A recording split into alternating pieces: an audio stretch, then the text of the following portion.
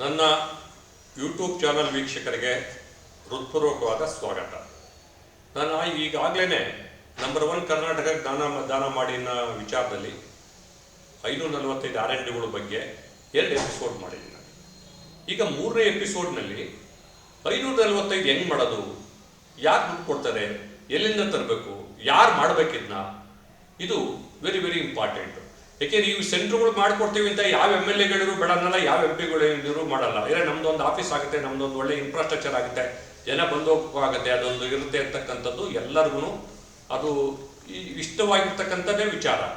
ಇಲ್ಲಿ ಯಾರು ಬೆಕ್ಕಿ ಗಟ್ಟೆ ಯಾರು ನಂಗಾಗಿದ್ದು ಪೆಂಡಿಂಗ್ ಇದ್ದೈತಿ, ಯಾಕೆ ಇದುವರೆಗೂ ಯೋಚನೆ ಮಾಡಿಲ್ವೋ ಅನ್ನೋದು ನನಗೆ ಗೊತ್ತಿಲ್ಲ. ಈಗ ನಾನೀಗ ಸರ್ಕಾರಕ್ಕೆ ರಿಪೋರ್ಟ್ ಕೊಟ್ಟಿರೋದ್ರೊಳಗೆ ಈಗ ನ್ಯಾಷನಲ್ ರಿಪೋರ್ಟ್ಸ್ ಇದರಲ್ಲಿ ಯಾವುದು ನಮ್ಮ ನ್ಯಾಷನಲ್ ರಿಸರ್ಚ್ ಫೌಂಡೇಶನ್ನಲ್ಲಿ 1 ಲಕ್ಷ ಕೋಟಿ ಅನುದಾನ ಇಟ್ಟಿರೋದ್ರೊಳಗೆ ಕನಿಷ್ಠ ಒಂದು ಅಧ್ಯಯನ ಕೇಂದ್ರಕ್ಕೆ ಒಂದು 5 ಕೋಟಿ ರೂಪಾಯಿನ ನಾವು ಕೇಂದ್ರ ಸರ್ಕಾರಕ್ಕೆ ಪ್ರಪೋಸಲ್ ಕಳಿಸ್ಬೇಕು. ಏನು 5 ಕೋಟಿ ರೂಪಾಯಿನಲ್ಲಿ ಒಂದು ಇರಲಿ, ಜಾಗ ಸರ್ಕಾರದ್ದೇ ಇರ್ಬೋದು, ಸರ್ಕಾರದ ಜಾಗಗಳನ್ನ ಮಾಡ್ಬೋದು, ಅಥವಾ ನಿರುದ್ಯೋಗಿಗಳು ಆಸಕ್ತರು R&D ಮಾಡ್ತಕ್ಕಂಥದ್ದು ಮಾಡೋದಿದ್ರೆ ಅವ್ರು ಒಂದು ಜಾಗದಲ್ಲಿ ಮಾಡೋದಕ್ಕೂ ನೀವು ಪರ್ಮಿಷನ್ ಕೊಡ್ಬೇಕಾಗ್ತದೆ. ಅವ್ರಿಗೆ ಆ ಜಾಗ ಬಾಡಿಗೆ ಕೊಟ್ಕೊಂಡು ಅವ್ರು ಮಾಡಿ, ಅಥವಾ ನಾವು ಬಿಲ್ಡಿಂಗ್ ನಾವೇ ಮಾಡ್ತೀವಿ ಅಂದರೆ ಅವ್ರಿಗೆ ಬಿಲ್ಡಿಂಗಿಗೆ ಬಾಡಿಗೆ ಕೊಟ್ಕೊಂಡು ಈಗ ನಾನು ಮಾಡಿದಂಗೆ, ಅಥವಾ ಸರ್ಕಾರಿ ಜಾಗದಲ್ಲೇ ಯಾವ್ದು ಬೇಕಾದ್ರೂ ತೀರ್ಮಾನ ತಗೋಬೋದು. ಎಲ್ಲೆಲ್ಲಿ ಜಾಗ ಸೂಕ್ತವಾಗಿದೆ ಅಂತಕ್ಕಂಥದ್ದನ್ನ ಜಾಗನ ಮೊದಲು ಐಡೆಂಟಿಫೈ ಮಾಡೋದು. MLA ಕೇಂದ್ರ ಮಾಡ್ತೀವ, ಏನು MLA ಇದಾರೋ ಅವ್ರು ಹೇಳ್ಬೇಕು, ಅಲ್ಲಿ ಜಾಗ ಎಲ್ಲೊಂದು 3-4 ಜಾಗ ಐಡೆಂಟಿಫೈ ಮಾಡಬೇಕು, ಅದನ್ನ GIS ಕ್ಲಿಯರ್ ಮಾಡಬೇಕು. ಓನರ್ಶಿಪ್ ಎನಿ ಗೌರ್ಮೆಂಟ್ ಲ್ಯಾಂಡ್ ಇರಲಿ, any government land ownership, tourism ಇರ್ಬೋದು, ಅಥವಾ ಒಂದು ಟೆಂಪಲ್ ಇರ್ಬೋದು, ಅಥವಾ ಒಂದು ಚರ್ಚ್ ಇರ್ಬೋದು, ಒಂದು ಮಸೀದಿ ಇರ್ಬೋದು, ಒಂದು ಕೆರೆ ಪಕ್ಕದಲ್ಲಿರ್ತಕ್ಕಂಥ ಖರಾಬ್ ಜಾಗ ಇರ್ಬೋದು, ಒಂದು ಗುಡ್ಡದ ಪಕ್ಕದಲ್ಲಿರ್ತಕ್ಕಂಥ ಜಮೀನು ಇರ್ಬೋದು. ಈ ಥರ ಒಂದು ಪರಿಸರವಾಗಿ ಅತ್ಯಂತ ಇರತಕ್ಕೆ ಅಂತ, ಅಥವಾ ನಗರದ ಮಧ್ಯದಲ್ಲೇ ಇರ್ಬೋದು, ಉದ್ಯಾನದ ಪಕ್ಕ ಇರ್ಬೋದು, ಎಲ್ಲರ ಇರಲಿ ಅವನು ಬೆಸ್ಟ್ ಜಾಗ ಜನ ಬಂದು ಹೋಗೋಂಥದ್ದು R&D ಸೆಂಟ್ರು.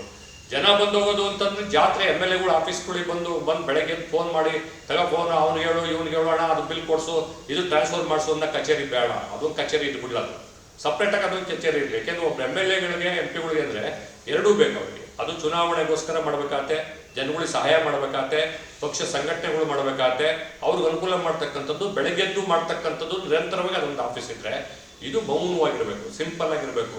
ಆ ವ್ಯಾಪ್ತಿಯ ನಾಲೆಡ್ಜ್ ಬ್ಯಾಂಕ್ಗಳು ಯಾವ ವಿಚಾರದಲ್ಲಿ ಯಾರ್ಯಾರು ಎಕ್ಸ್ಪರ್ಟ್ ಕೊಡೋರು ಅವ್ರು ಬಂದು ಕುತ್ಕೊಂಡಂಗಿರ್ಬೇಕು.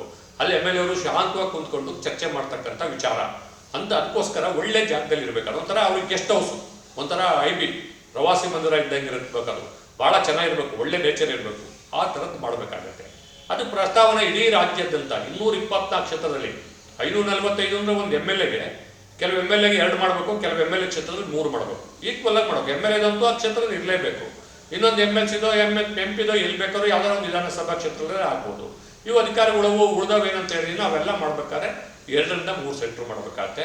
ಫಸ್ಟು ಜಾಗಗಳ ನಮ್ಮ ರಾಜ್ಯ ಸರ್ಕಾರ ಇದನ್ನ ತೀರ್ಮಾನ ತಗೊಂಡು ಮುಖ್ಯಮಂತ್ರಿಗಳು ಎಲ್ಲ MLAಗಳಿಗೂ MP ಗಳಿಗೂ ಪತ್ರ ಬರೆದು, ಎಲ್ಲ DC ಗಳಿಗೆ ಪತ್ರ ಬರೆದು, MLAಗಳು MP ಯಾರು ಪಕ್ಷದಲ್ಲಿರಲಿಲ್ಲ, ಅವ್ರು MLA ಯಾವುದೇ ಪಕ್ಷದಲ್ಲಿರಲಿಲ್ಲ, ಅವ್ರು MP ಅವ್ರು ತೋರ್ಸೋಂಥ ಜಾಗಗಳು ಎಲ್ಲೆಲ್ಲಿ ಜಾಗಗಳಿದ್ದಾವೆ ಅಂತೇಳಿ ನಾವು 545 ಸೆಂಟ್ರ್ ಮಾಡಿದ್ರೆ ಒಂದು 1000 ಜಾಗನಾರ ನೋಡ್ಬೇಕು. ನಾವು ಒಂದು ಅಧ್ಯಯನಕ್ಕೆ 2 ಜಾಗ ನೋಡಿರ್ಬೇಕು. ನಾವು ಅದ್ರ ಬೆಸ್ಟನ್ನು ಒಂದು ಸೆಲೆಕ್ಷನ್ ಮಾಡಬೇಕು.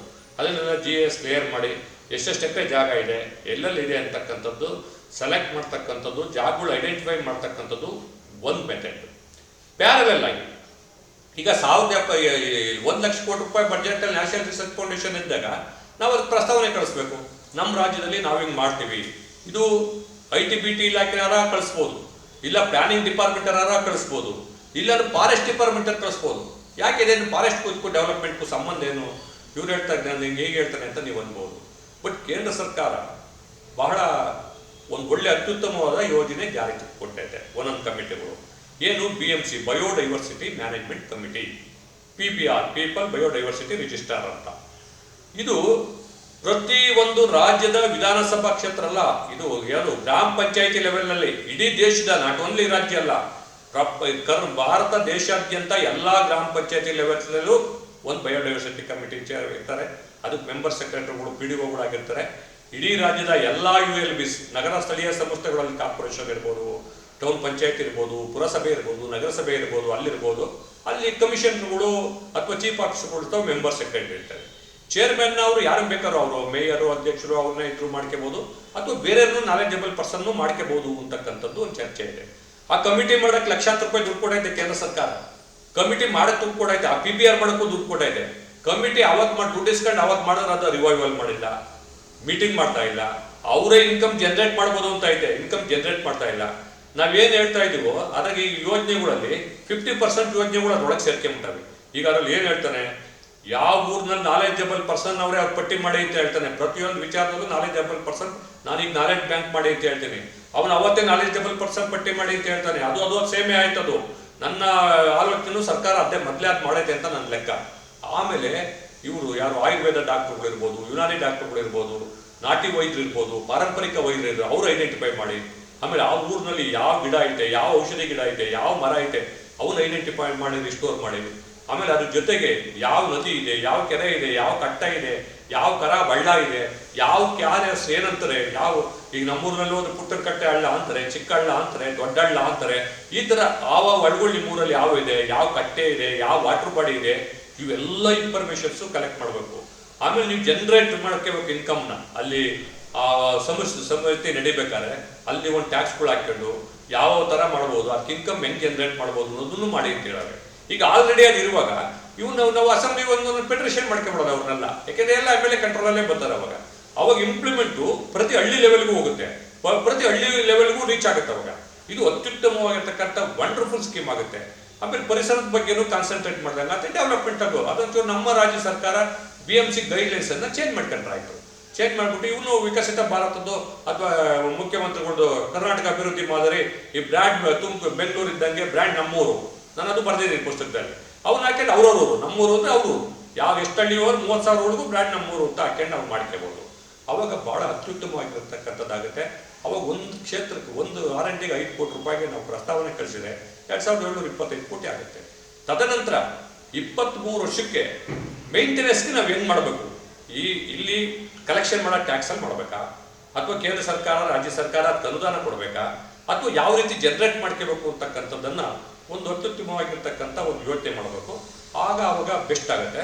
ನಾನು ಇನ್ನೊಂದು ಈಗ ಸ್ಯಾಂಪಲ್ ನನ್ನ ಪೈಲಟ್ ಪ್ರಾಜೆಕ್ಟು ಯಾವ ದುಡ್ಡಲ್ಲಿ ಯೂಸ್ ಮಾಡ್ಬೋದು ತುಮಕೂರಿನಲ್ಲಿ ಅಂತಕ್ಕಂಥದ್ದನ್ನು ನಾನು ಮುಂದಿನ ಎಪಿಸೋಡ್ನಲ್ಲಿ ಹೇಳ್ತೀನಿ. ಈಗ ನಾನು ಈ ಎಪಿಸೋಡ್ ಕ್ಲೋಸ್ ಮಾಡ್ತಾ ಇದ್ದೀನಿ. ನನ್ನ ಯೂಟ್ಯೂಬ್ ಚಾನಲ್ ವೀಕ್ಷಕರಿಗೆ ಧನ್ಯವಾದಗಳನ್ನು ಅರ್ಪಿಸ್ತೇನೆ. ಹೆಚ್ಚೆಚ್ಚಿಗೆ ಶೇರ್ ಮಾಡೋಕ್ಕೆ ಸಹಾಯ ಮಾಡಿ, ಸಬ್ಸ್ಕ್ರೈಬ್ ಮಾಡಿ, ಬೆಲ್ ಬಟನ್ ಒತ್ತಿ ಅಂತೇಳಿ ಮತ್ತೊಮ್ಮೆ ತಮಗೆ ಧನ್ಯವಾದಗಳು. ಜೈ ಹಿಂದ್, ಜೈ ಅಭಿವೃದ್ಧಿ ಪೀಠ.